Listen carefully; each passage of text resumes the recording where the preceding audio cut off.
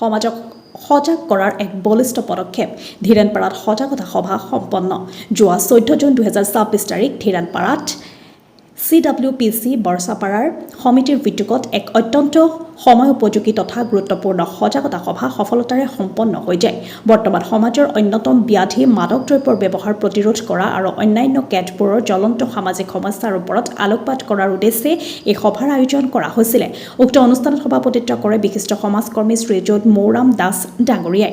সভাৰ আৰম্ভণিতে উদ্দেশ্য ব্যাখ্যা কৰে সহকাৰী সম্পাদক জাবেদ আলীয়ে। আজিৰ যুৱ প্ৰজন্মক বিপথে পৰিচালিত কৰা মাদক দ্ৰব্যৰ ভয়াৱহতা আৰু ইয়াৰ প্ৰতিৰোধৰ উপায়সমূহৰ ওপৰত CFCৰ তৰফৰ পৰা ভৈৰৱী ফুকন, নাহিদ হুছেইন, দেৱৰাজ ব্ৰহ্ম আৰু কবিতা কলিতাই অতি সুন্দৰ আৰু যুক্তিপূৰ্ণ বক্তব্য দাঙি ধৰে।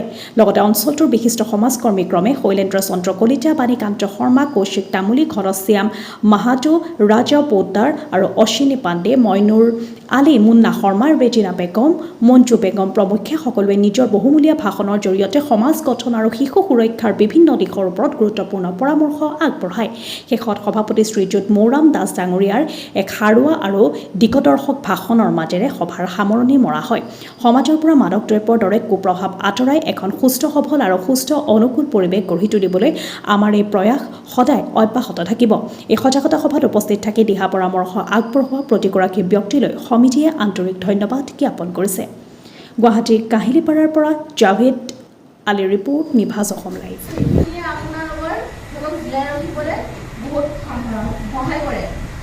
নেক্সট হৈছে আপোনালোকৰ বিকাশৰ অধিকাৰ।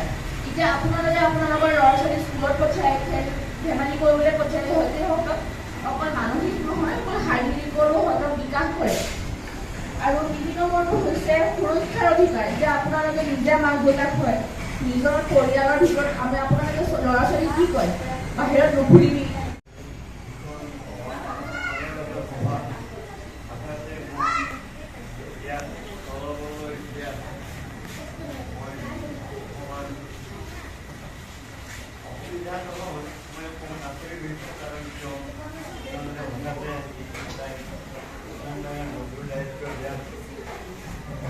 ভয় লাগে আপোনালোক আটাই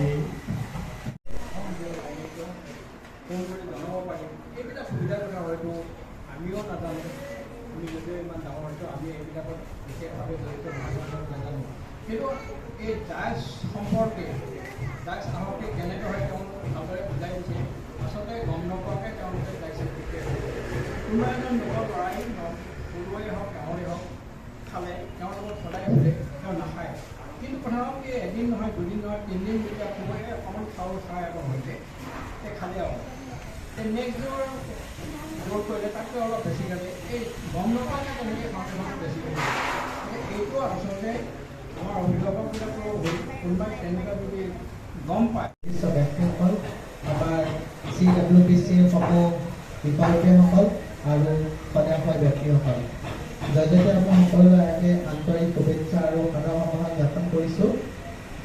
পোনপ্ৰথমে মই আজি আমাৰ এই সভাৰ উদ্দেশ্য ব্যাখ্যা কৰাৰ আগতে আমাৰ CWPC আৰু আমাৰ CFG বিষয়ে জনাব বিচাৰিছোঁ। আপোনাৰ সকলোৱে জানে যে CFG child friendly Guwahati, child friendly গুৱাহাটীয়ে প্ৰত্যেকটো সময়তে আমাৰ যি গুৱাহাটী, সেই গুৱাহাটীৰ যিবোৰ আমাৰ চাইল্ড মেৰেজ হওক, বাল্যবিবাহ হওক বা মাদক দ্ৰব্যৰ যি ব্যৱহাৰ, যাৰ দ্বাৰা সমূহ মানৱ জীৱন ধ্বংসৰ ফালে গতি কৰি আছে, সেইবোৰ গম কৰাৰ কাৰণে এইটো এটা আমাৰ কমিউনিটি হয়। আৰু তাৰে আমাৰ এটা কমিউনিটি হৈছে চাইল্ড ৱেলফেয়াৰ প্ৰটেকশ্যন কমিটি, আমাৰ শিশু সুৰক্ষা কমিটি এটা অংশ হয়।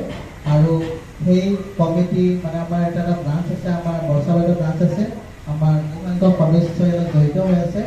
আৰু তাৰ আণ্ডাৰতে আজি আমি ইয়াত এখন এৱাৰনেছ প্ৰগ্ৰেম আমি ৰাখিছোঁ।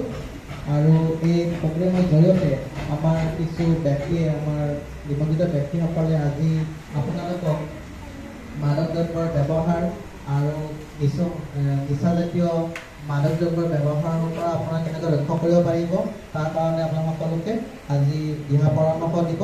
গতিকে এইখিনি হৈছে আজি খবৰ দিছোঁ।